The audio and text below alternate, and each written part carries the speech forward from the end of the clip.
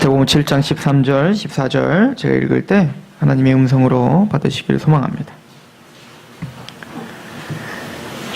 좁은 문으로 들어가라. 멸망으로 인도하는 문은 크고 그 길이 넓어 그리로 들어가는 자가 많고 생명으로 인도하는 문은 좁고 길이 협착하여 찾는 자가 적음이라. 아멘. 우리 잠시 기도합니다.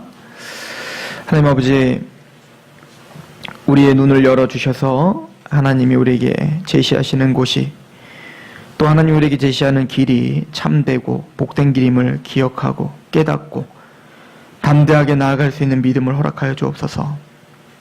특별히 오늘 이 예배가 하나님 아버지 앞에 더 성숙되는, 또 하나님만을 영화롭게 하는 그런 귀한 예배가 되게 하옵소서.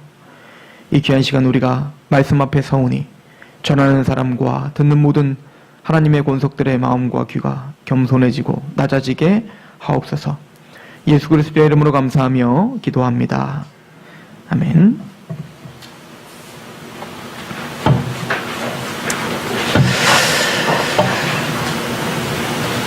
오늘 말씀은 좁은 문, 좁은 길입니다.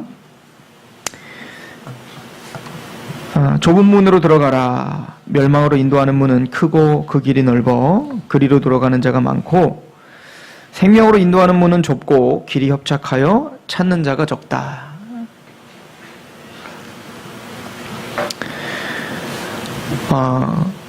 우리 인생 가운데 우리는 수많은 선택을 하면서 삽니다. 그중에 주님께서는 우리에게 중요한 갈림길에서 선택을 하라라고 하는 어떤 결단의 촉구를 요구하고 계시는 듯합니다. 우리가 인류 역사를 보고 또 우리나라 역사만 보더라도 항상 크게는 두 부류로 나눠집니다. 대의와 어떤 정치가들도 국가, 나라, 백성들을 위해서 정치를 하는 사람들, 아니면 자기 탐욕만을 위해서 정치하는 사람들, 그죠? 이렇게 두 부류로 나눠지죠. 그런데 역사를 여러분들이 공부해 보시면 아시겠지만, 또 오늘날도 마찬가지겠지만, 항상 대의를 위하고 민족을 위하고 뭔가 자신을 희생하면서까지도 뭔가 이 나라를 위한 위인들, 우린 그들을 영웅이라고 이야기하고 칭송하고 본받기를 원하죠. 그래서 요즘에 영화도 만들어지고 책도 써지고 그럽니다. 그런데 놀라운 사실은 하나같이 당대의 사람들은 그들을 매도하고 조롱하고 인정해주지 않았다는 거예요. 이제 나와 상관없는 이야기가 됐을 때 그때에는 그들을 인정해주는데, 그게 내 문제와 결부가 되고 내가 사는 당대에서는 그들을 인정하지 않더라는 겁니다. 그게 죄인인 거예요. 고려 말에 그 고려의 그 여러 가지 비리와 또 귀족 나라 아니었습니까? 고려가 귀족 중심의 나라. 뭐 우리나라가 항상 그랬겠지만, 특별히 그 귀족들에 의해서 모든 국토가 다 예속되고 나라의 국토도 없고 또 자기 스스로 땅을 일구며 나라의 조세를 바쳐야 될 사람들의 땅들을 다 빼앗아가는 그런 일들이 이루어졌을 때 많은 지식인들, 학자들, 특히 정도전이랄지 뭐 정몽주랄지 이런 사람들은 그 어떤 시대의 흐름에 대항하여, 그 귀족들에 대항하여 싸우려고 했지만 그들은 매도를 당했고 조롱을 당했고 나중에는 귀양까지 당하게 되죠. 이게 뭐 고려만 그렇습니까? 우리나라 조선시대도 마찬가지죠. 그렇죠? 여러분들이 알고 있는 세종대왕이 한글을 창제하려고 할 때 우리는 참 잘했다라고 하지만 그 당시에 귀족들과 많은 사대부들은 그것을 형편없는 것이라 이야기했고 세종대왕을 매도하기 시작했죠. 역사는 항상 그렇게 흘러갑니다. 그죠? 이 이야기는 좁은 문과 좁은 길이 있고 넓은 문과 넓은 길이 있는데 역사는 우리 모든 인간들은 항상 넓은 문과 넓은 문으로 가기를 소망하고 갈망하는 사람들이라는 거예요. 뭔가 내가 희생을 당하며 대의를 위해서 싸운다는 것은 물론 남이 하면 참 좋은 일이지만 내 가족이 그렇게 하지 않았으면 좋겠고 나는 그렇지 않았으면 좋겠고 이것이 바로 죄됨임을 성경은 이야기하고 있죠.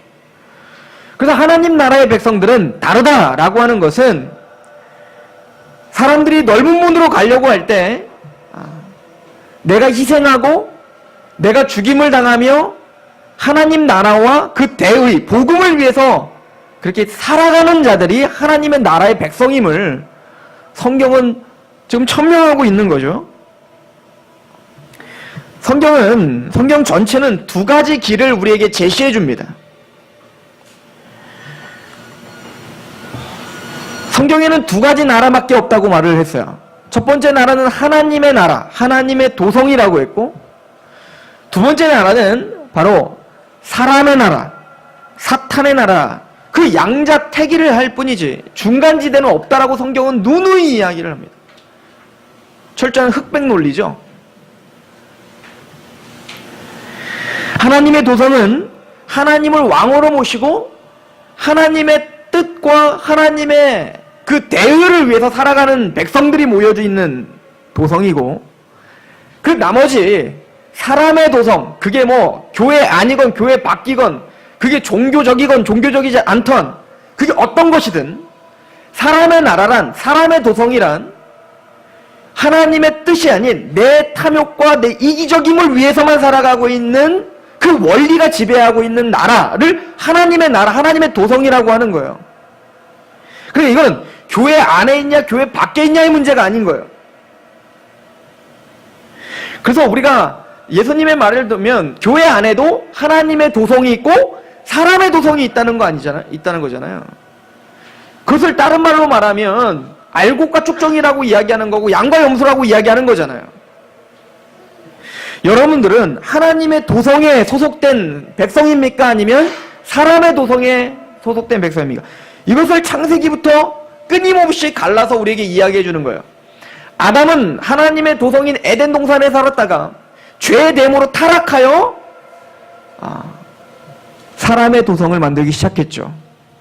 물론 아담과 하와가 언제 회개하여 하나님께 돌아왔는지 모르겠으나 그게 바로 사람의 도성의 시작이었고, 아담 하와가 타락한 이후에는 이제는 정확하게 두 도성으로 나눠지는데 바로 가인과 아벨로 나눠지는 거였다고 했어요.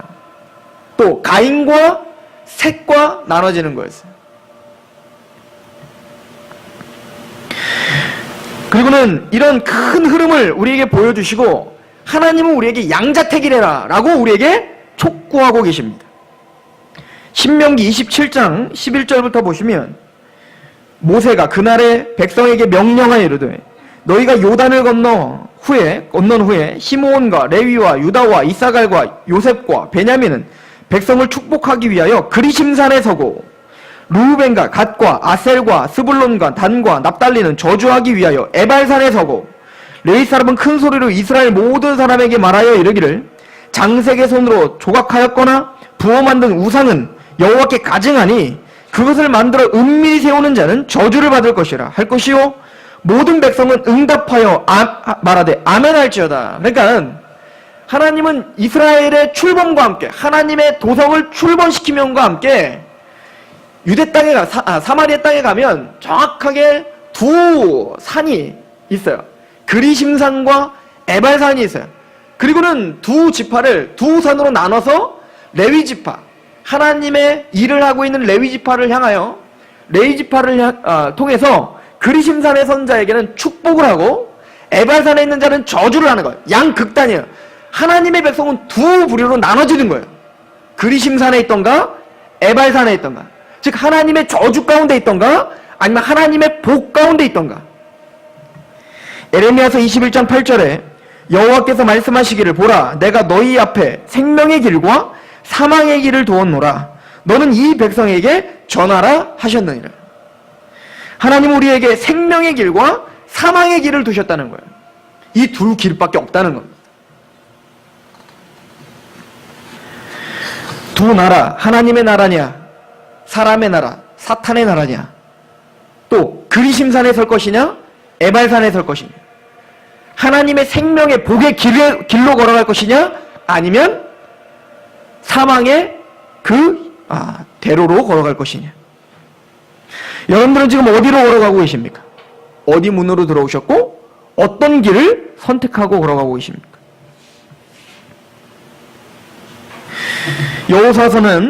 여호수아는 하나님의 백성들에게 그의 인생 마지막에 이렇게 이야기를 합니다. 여호수아서 24장 15절부터 보면, 만일 여호와를 섬기는 것이 너희에게 좋지 않게 보이거든, 만일 여호와를 섬기는 것이 너희에게 좋지 않게 보이거든, 너희 조상들이 강 저쪽에서 섬기던 신들이든지 또는 너희가 거주하는 땅에 있는 아모리족 속의 신들이든지 너희가 섬길 자를 오늘 택하라.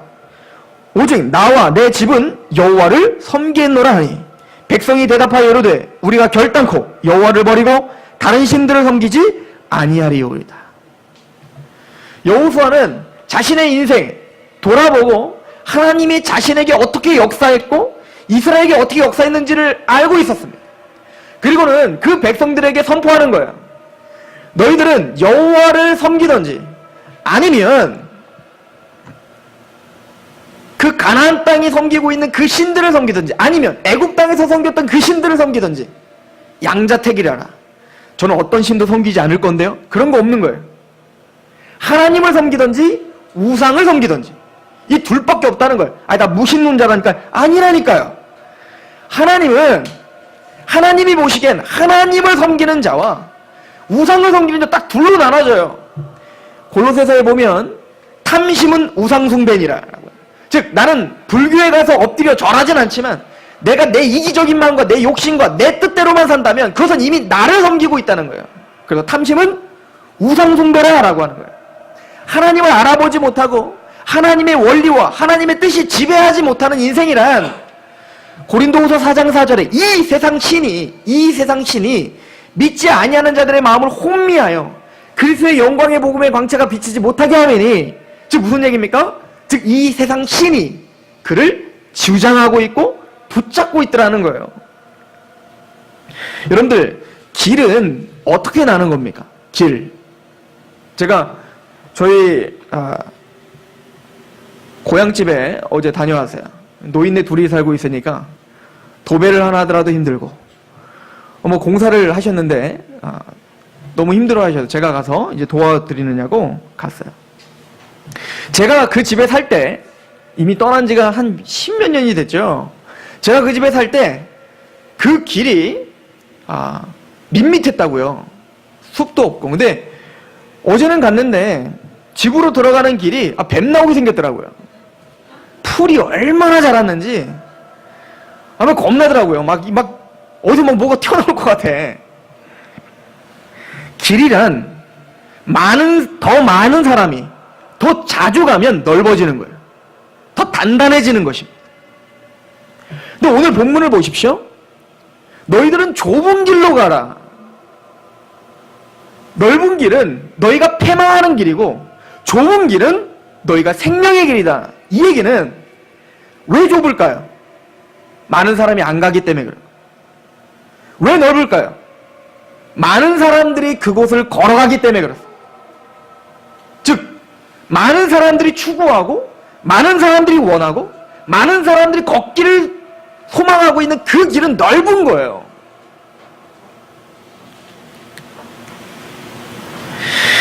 여러분들, 산상수훈도 양자택일을 결정하는 책입니다. 여러분들, 산상수훈 지금까지 강의한 거를 이제 막바지로 오고 있는데 한번 생각해 보십시오. 팔복을 가르쳐 주셨죠. 그래서 하나님의 백성의 기질, 하나님의 백성의 태도가 무엇인지를 알려주셨어요. 교회만 왔다 갔다 한다고 하나님 백성이 아니라고 우리는 설명했습니다. 팔복, 그 하나님의 복이 임하여 하나님의 나라가 임한 자가 돼야 돼요. 심령이 가난하고 애통하고 마음이 청결하고, 그죠? 그런데 그런 팔복을 가르쳐주고 하나님의 백성 된 기질이 뭐고 태도가 무엇인지 알려주시고 이제는 두 가지 길을 계속 알려주셨다고요. 산상수훈이 어떻게 해요? 두 가지의 의와 경건을 보여줬죠. 진짜 의와 경건이 무엇인지, 바리새인과 서기관들이 행했던 그 외식하는 경건과 의는 이 독사의 자식들아, 그거는 잘못된 거야 라고 이야기했죠. 그럼 진짜 경건과 의가 무엇입니까? 산상수훈은 우리에게 그것을 알려주었단 말입니다. 또 두 개의 주인에 대해서 이야기해줬죠. 너희는 두 주인을 섬길 수 없어. 돈을 섬기든지 하나님을 섬기든지. 아니, 나는 돈도 섬기고 하나님도 섬기고 난 둘 다 안 섬기는데, 아니라니까요. 돈을 섬기든지 하나님을 섬기든지 이 두 양태계밖에 없다니까요. 하나님의 원리가 우리를 지배하고 있는지, 아니면 돈의 원리가 우리를 지배하고 있는지, 이 두 양극단밖에 없다라고 성경 우리에게 가르쳐주고 있다고요. 또한 두 야망에 대해서 이야기했습니다. 그죠? 오늘 그리고 두 길에 대한 이야기를 해주고 있는 거예요. 그러므로 오늘 이 말씀, 오늘부터 시작되는 이 말씀은 이 산상수훈, 앞에서 수두룩하게 했던 그 산상수훈의 그 모든 내용들이 적용되는 말씀들인 거예요. 무슨 얘기냐면, 지금까지 주님께서 이렇게 말씀하시는 것 같아요. 얘들아, 내가 지금 너희에게 가르쳐 준 것은 이론이 아니야. 그냥 알고 기뻐하고 깨달아라 준 게 아니라 그 말씀을 지켜 살고 그 길을 직접 걸어가라고 준 길이야. 그래서 그것을 적용하고 있는 중이시란 말입니다. 산상수훈은 외우라고 준 것도 아니고, 산상수훈은 야, 그렇구나, 역시 유교의 윤리보다, 불교의 그 어떤 것보다 세상의 가치가 더 높은 가치관과 더 높은 윤리를 제공해 주는구나. 오른뺨을 맞으면 왼뺨도 돌려대는 거, 야, 이런 게 어디 유교에 써 있어. 거기에 감격하지 말고, 너희들은 그게 좁은 길인데, 하나님의 역사는 그 좁은 길로 걸어가는 적용을 해야 된다고 이야기하고 있는 거예요. 이게 바로 성경이 우리에게 이야기해 주는 거죠. 우리 시편 1편을 한번 보시겠어요? 시편 1편은 시작을 하면서 이렇게 우리에게 설명을 해주고 계십니다. 시편 1편 1절부터. 복 있는 사람은 악인들의 꾀를 따르지 아니하며 죄인들의 길에 서지 아니하며 오만한 자들의 자리에 앉지 아니하고. 이게 넓은 길입니다. 악인들의 길입니다. 하나님의 도성이 아닌 사단의 도성의 길입니다. 오만한 자리에 서는 것, 인간의 꾀로 살려고 하는 것, 이것이 바로 사람의 길이라고 이야기합니다. 그러면 반대로 하나님의 도성, 그 좁은 길은 뭘까요? 2절입니다.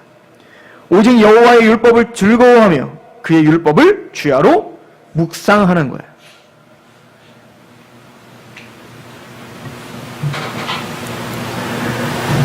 오늘 예수님께서 좁은 길, 좁은 문을 통과하여 좁은 길을 걸으라 하신 메시지는 신학자들과 많은 목회자들은 크게 두 가지로 설명을 합니다. 저는 이 두 가지 모두 다 맞다고 믿어요. 첫 번째는 예수님을 믿는 것 자체가 좁은 문이고, 예수님을 믿고 있는 복음을 안 것 자체가 좁은 문이다 라고 하는 주장입니다. 전 그것을 믿습니다. 여러분들이 신앙을 시작하고 예수님을 만나 구원받은 것 자체가 좁은 문이에요. 사도행전 4장 12절에 다른 이로서는 구원을 받을 수 없나니 천하 사람 중에 구원을 받을 만한 다른 이름을 우리에게 주신 일이 없음이라 했더라. 그 어떤 이름도 예수 그리스도가 아닌 그 어떤 것으로도 구원받을 수 없습니다. 그래서 좁은 문이에요. 인류가 6,000년이 넘도록 지금 진행해 오면서 얼마나 많은 인류가 거쳐서 살아왔습니까? 또 우리가 살고 있는 이 시대에도 얼마나 수십억의 인구가 지금 살아가고 있는데, 60억, 70억이 되는 인구가 살아가고 있는데, 그 많은 인구 중에 복음을 들은 자들 너무너무 적죠. 또한 복음을 들었다고 해서 이게 다 믿어지는 것도 아니에요. 복음을 듣고 예수 그리스도를 믿어 하나님의 백성 됐다라고 고백하는 것, 이게 쉬운 일이 아닌 겁니다. 얼마 전에 프란치스코 교황이 한국에 방문을 했습니다. 뉴스를 봤더니 이런 뉴스도 났더라고요. 프란체스코 교황 신드롬. 무신론자들뿐만 아니라 카톨릭 신자뿐만 아니라 개신교인들도 프란체스코의 신드롬에 걸렸다. 이게 지금 기자들이 보는 세태인 겁니다.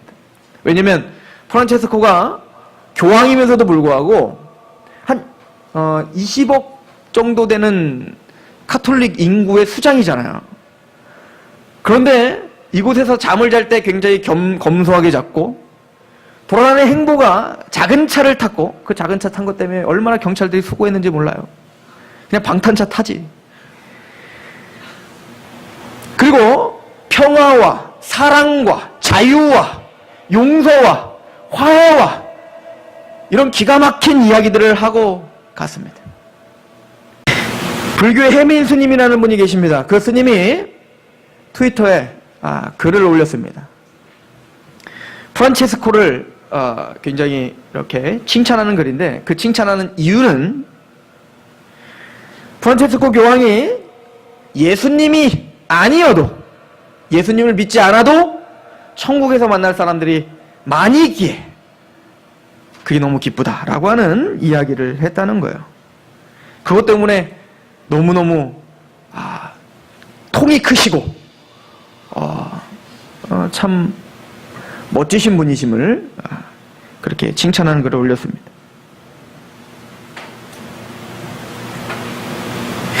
저는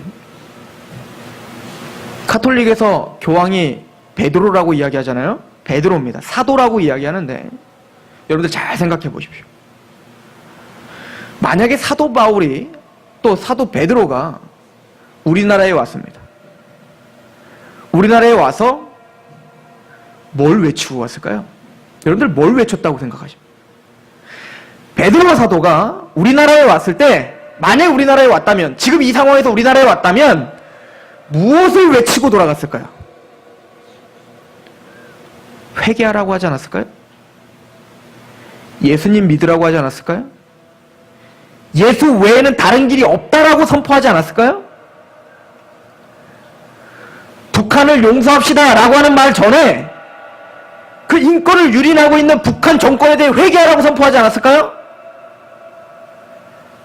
온갖 듣기 좋은 이야기만 한 게 아니라 욕을 먹더라도, 믿지 않는 사람들과 많은 사람들이 욕을 먹더라도 진짜 생명의 길이 무엇인지, 진짜 구원의 길이 무엇인지 복음을 전하지 않았을까요? 온갖 칭찬을 받고 그의 연연해서 돌아다니지 않았을 것입니다. 가장 중요한 복음을 전했을 것입니다. 하나님을 대적하고 있는 그 정권을 용서하라고 하지 않았을 것입니다. 회개를 촉구했을 것입니다. 또한 물질 만능 길 속에 하나님의 좁은 길과 협착한 길을 걸어가지 못하고 있는 이 시대를 바라보며 하나님께 굴복하십시오. 그것이 하나님을 만날 때 여러분들이 살 길입니다라고 얘기하지 않았을까요?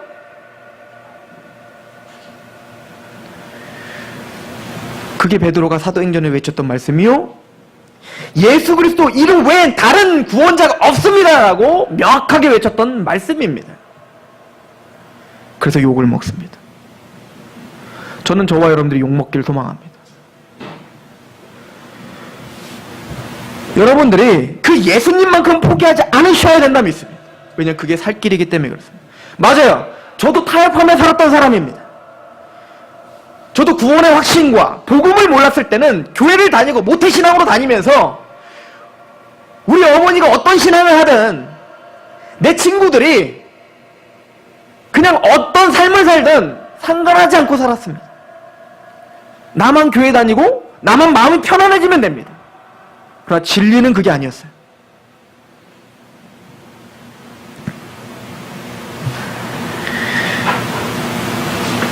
사도 베드로는 내가 사람을 좋게 하랴 아니면 하나님을 좋게 하랴, 이 양자택일에 우리는 서 있는 것입니다. 복음이란 이해할 수도 복종할 수도 없는 것입니다. 고린도전서 1장에 유대인들은 표적을 구하고 헬라인들은 지혜를 찾는데요, 끊임없이 보기를 원하고 안 보여서 못 믿겠다는 거죠. 이해가 되지 못해서 내가 못 믿겠다는 거죠. 그러나 사도 바울은 나는 십자가에 달리신 예수 그리스도 복음만 전하니 부르심 받은 우리에게는 하나님의 능력이요 지혜이며 이걸 깨닫는 거예요. 타협 없는 이 복음을 전파함으로 그 복음이 그들을 부시는 겁니다. 이게 기적이라고 성경은 이야기하고 있습니다. 왜 좁은 길일까요? 그리고 그 좁은 길은 왜 협착할까요? 예수님 홀로 지나가신 길이기 때문에 그렇습니다. 인류가 시작되면서 많은 사람들은 다 넓은 길로 가기를 원합니다. 그러나 주님 홀로 걸어가신 길이기 때문에 좁은 길입니다. 잘 보이지도 않아요. 여러분 혼자 산에 한번 올라가 보세요. 많은 사람들이 가는 건 길을 닦지 않아도 그냥 길이 생겼다고요. 그런데 이것이 지름길입니다 라고 해서 혼자 걸어가면 내가 밟아도 다시 없어지는 거예요. 보이질 않아요. 그러니까 그 원래 거기 토박이로 살지 않는 한 그 지름길을 알 수가 없는 거예요. 마찬가지로 이 땅의 사람이 아닌 하나님이신 그 예수님이 천국으로 가는 그 지름길과 천국으로 가는 유일한 길을 아신단 말이에요. 그런데 우리는 몰라요. 보이질 않는 겁니다. 이사야서 53장 1절에 우리가 전한 것을 누가 믿었느냐? 여호와의 팔이 누구에게 나타났느냐? 그는 주 앞에서 자라나기를 연한 순 같고 마른 땅에서 나온 뿌리 같아서 고운 모양도 없고 풍채도 없은즉 우리가 보기에 흠모할 만한 아름다운 것이 없도다. 그는 멸시를 받아 사람들에게 버림을 받았으며 간고를 많이 겪었으며 질고를 하는 자라. 마치 사람들이 그에게서 얼굴을 가리는 것과 같이 멸시를 당하였고 우리도 그를 귀히 여기지 아니었다. 이게 좁은 길입니다. 세상의 눈으로는 그것이 좁은 길이고 멸시할 수밖에 없고 그것을 욕할 수밖에 없는 길이에요. 그러나 그 길만이 생명의 길이라 성경은 말하고 그 길만이 생명의 길이라 우리는 선포하는 자들입니다. 그래서 고난받고 그래서 욕먹는 거예요. 그러나 제가 복음을 전하기 시작했던 이유는 그겁니다. 저는 상상할 수가 없어요. 내 사랑하는 내 자녀가, 내 사랑하는 내 친구가 눈을 가리고 이제는 낭떠러지에 떨어지려고 하는 육체적인 죽음을 상상할 수 없단 말입니다. 그저께는 꿈을 꿨어요. 우리 하준이를 잃어버리는 꿈입니다. 죽는 꿈도 가끔 꿔요. 제가 꿈에서 이게 꿈일 거야 라고 하고 깨어납니다. 억지로 깨어내요. 왜냐면 죽었으니까 우리 아들을 잃어버렸으니까. 억지로 깼는데 심장이 너무 아픈 거예요. 깜짝 놀랐어요. 심장이 너무 아파요. 이게 육체적인 죽음에 대한 공포잖아요.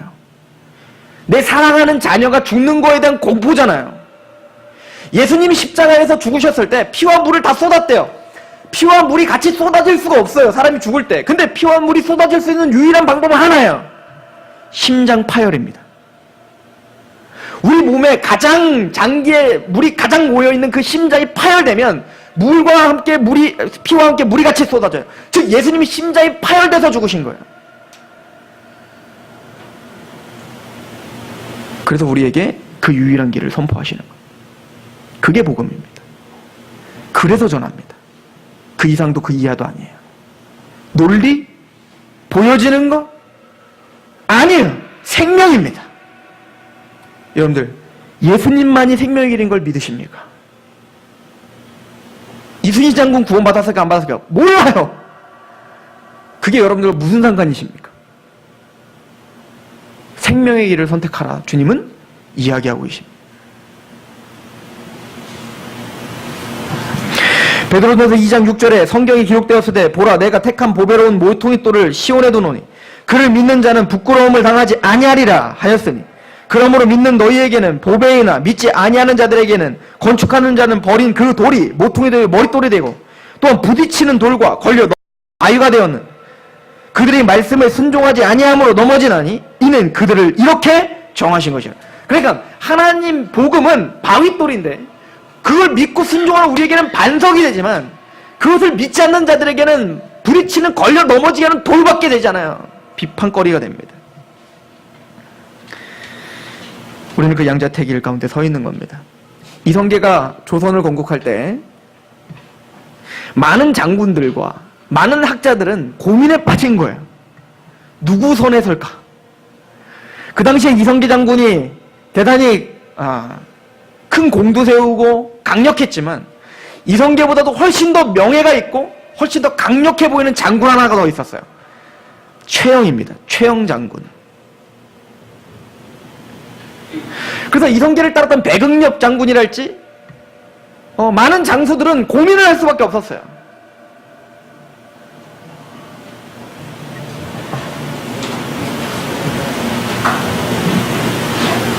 그러나 나중에 이성계가 조선을 건국했을 때 결과는 처참했죠.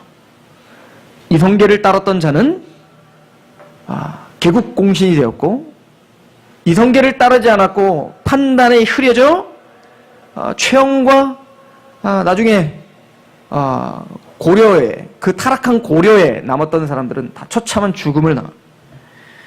어찌 보면 하나님의 왕국도 그런 거예요.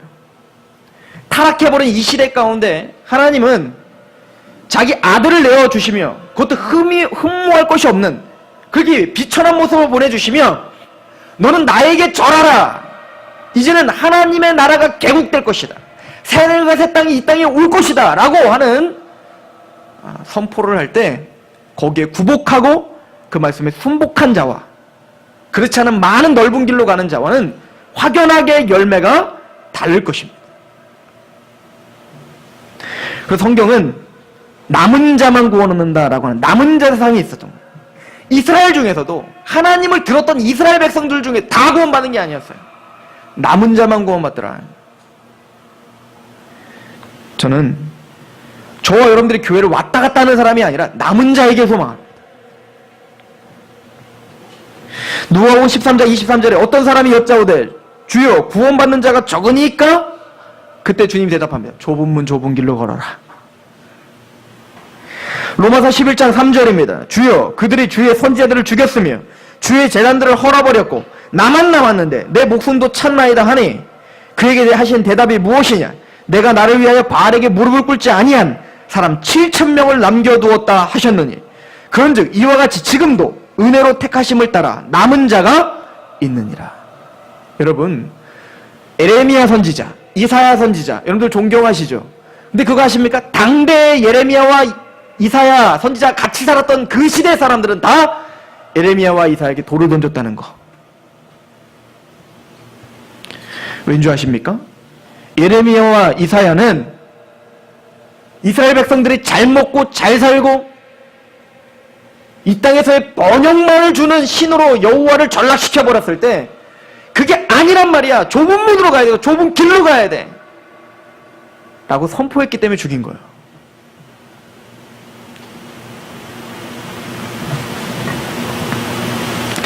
고로 좁은 문 좁은 길이란 예수님을 믿는 것으로 끝나면 안 돼요.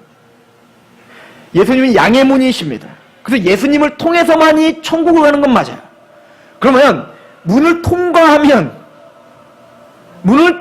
끝이 아니라 이제 좁은 길로 간단 말입니다. 좁은 길. 성경에 오늘 좁은 길은 협착한 길이라 라고 해요. 협착한 길. 넓은 길이 아니에요. 편안한 길이 아닙니다. 그냥 내 맘대로 되는 길이 아닌 거예요. 좁은 길은 혼자 걸어가요. 둘도 못 걸어가. 혼자씩만 걸어가. 외로운 길입니다. 주님이 홀로 걸어가신 것처럼. 이게 두 번째 해석인 거예요. 로마서 6장 21절에 너희가 그때 무슨 열매를 얻었느냐? 이제는 너희가 그 일을 부끄러워하니 이는 그 마지막이 사망이라. 자, 너희가 넓은 길로 갈 때, 세상의 흐름대로 살아갈 때 너희가 무슨 열매를 맺었니? 육으로 심은 것은 육이요. 열심히 일하십시오. 그럼 육체적으로 윤택해집니다. 이해가시죠?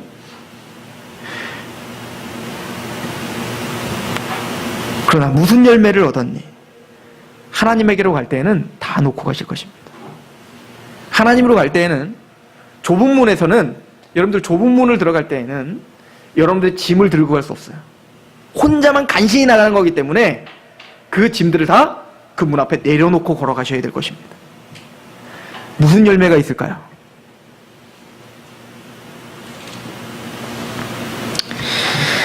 갈라디아서 2장 20절에 내가 그리스도와 함께 십자가에 못 박혔나니 그런즉 이제는 내가 사는 것이 아니요 오직 내 안에 그리스도께서 사시는 것이라. 이제 내가 육체 가운데 사는 것은 나를 사랑하사 나를 위하여 자기 자신을 버리신 하나님의 아들을 믿는 믿음 안에서 사는 거예요. 이게 좁은 문입니다. 이게 좁은 길입니다.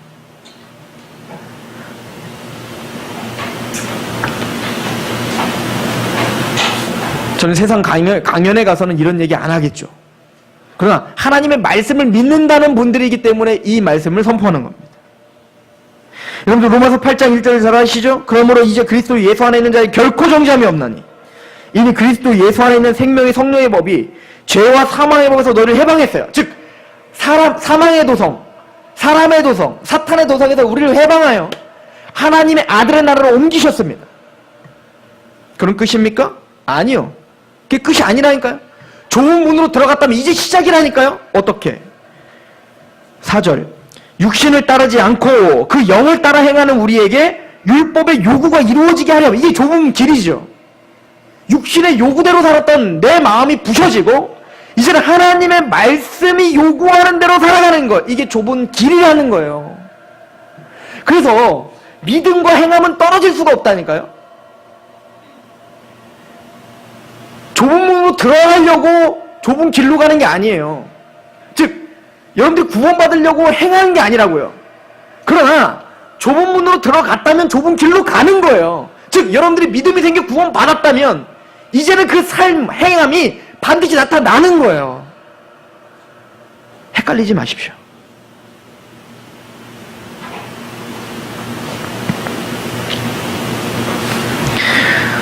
로마서 8장 16절 성령이 친히 우리의 영과 더불어 우리가 하나님의 자녀인 것을 증언하나니 자녀이면 또한 상속자 곧 하나님의 상속자요 그리스도와 함께한 상속자니 구원 이미 받고 천국을 유업으로 받고 이 땅의 모든 약속들을 받았죠. 우리가 그와 함께 영광을 받기 위하여 뭐도 받으리라? 고난도 함께 받아야 할 것이니라.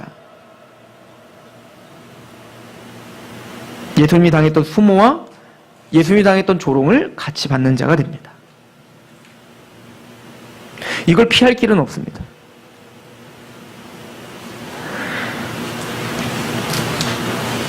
제가 얼마 전에 카타콤에 대한 영상과 또 자료들을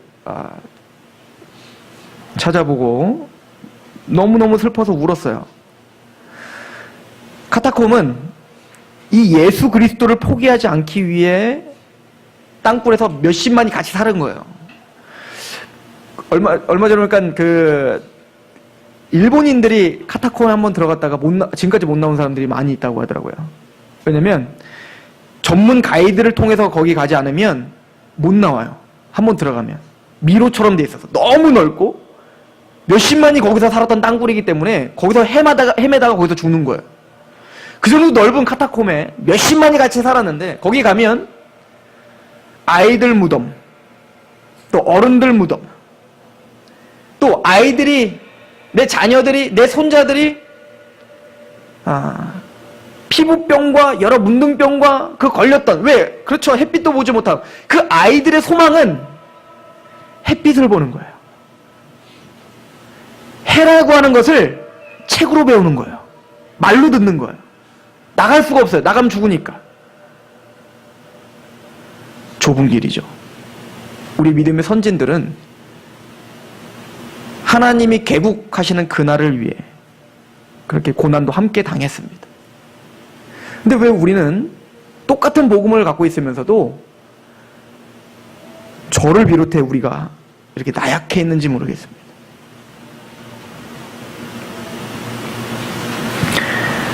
고린도전서 2장 14절 육에 속한 사람은 하나님의 성령의 일들을 받지 아니하나니 이는 그것들이 그에게 어리석게 보임이요. 맞아요. 육에 속한 사람들에게는 이 길이 어리석게 보입니다. 또 그는 그것들을 알 수도 없나니 맞아요. 이 길이 얼마나 귀한지 알 수도 없습니다. 그러한 일은 영적으로 분별되기 때문에 그렇습니다. 성령님의 은혜, 지혜와 총명이 넘쳐야 이 길이 생명의 길이고 이 길이 영광의 길이며 이 길이 승리의 길임을 알게 되더라는 겁니다. 저는 그것을 알고 있는 자라고 여러분들이 그런 좁은 길과 좁은 문에 그 영광스러움을 알고 있는 사람들이라 믿습니다. 로마서 8장 9절 만일 너희 속에 하나님의 영이 거하시면 너희가 육신에 있지 아니하고 영에 있나니 누구든지 그리스도의 영이 없으면 그리스도의 사람이 아니니라. 성령님이 거하시지 않으면 알 수가 없는 거예요. 물론 우리는 이 좁은 길을 걸어가며 넘어질 것입니다. 쓰러질 것입니다. 하나님은 그 자리에서 회개하고 자각하고 내 힘으로 걸을 수 없는 길이구나를 깨닫기를 원하시는 거예요. 여러분들에게 성공하고 그 성공한 걸 나에게 가지고 와라고 막 이 좁은 길을 여러분들에게 허락하신 게 아니에요. 하나님은 여러분들이 실패할 거 알아요. 좁은 길로 걷다가 넘어지고 쓰러질 거 안다고요. 하나님 완벽을 요구하시는 게 아니라고요. 그냥 쓰러지면서 걸으라는 겁니다. 왜? 그래야 하나님을 의지하게 됩니다. 그래야 하나님만을 찾게 됩니다. 히브리서 12장 2절 믿음의 주여 또 온전하게 하시는 이인 예수를 바라보자. 그는 그 앞에 있는 기쁨을 위하여 십자가를 참으사 부끄러움을 개의치 아니하시더니 하나님 보좌 우편에 앉으셨느니라. 그 예수님만을 바라보는 거예요. 주님은 그걸 위해서 여러분들을 택하셨습니다. 하나님은 돈이 필요하신 분이 아니에요. 하나님은 여러분들의 힘이 필요하신 분이 아니에요. 하나님은 하나님이십니다. 하나님은 단지 여러분들이 하나님을 의지하기에 원하십니다. 그 길을 걸어가시고 나를 좀 자각하시고 또 실패하실 때 회개하시고 하나님을 붙잡으시고 그렇게 몸부림치며 좁은 길을 걸어가시오. 마침내는 그 영광스러운 하나님이 우리에게 허락하신 약속하신 구원의 완성과 하나님의 나라를 소유하시는 저 여러분 되길 소망합니다. 기도합니다. 하나님, 우리가 또 어려운 이야기를 했습니다. 삶을 살며 고단한 삶 속에서 위로가 필요하고 하나님의 물질적인, 육체적인, 정서적인 축복이 필요한 하나님의 백성들에게 또 십자가를 짊어지었습니다. 하나님, 그러나 사람을 두려워하지 않고 하나님의 말씀을 두려워하는 마음으로 우리가 같이 말씀을 묵상하여 싸우니 주여, 이 말씀이 우리 귀한 백성들의 마음에 또 그 삶에 열매를 맺게 하는 능력이 되게 하여 주옵소서. 지금은 알 수 없으나 하나님을 대면했을 때 이것이 우리에게 얼마나 값진 축복이었는지, 이것이 얼마나 값진 복이었는지를 바로 깨닫는 귀한 하나님 백성들 되게 하여 주옵소서. 내 탐욕보다, 내 이기적임보다 하나님의 이 거룩한 좁은 길이 더 커 보이게 하여 주옵소서. 예수 그리스도의 이름으로 감사하며 기도합니다. 아멘. 우리 하나님 앞에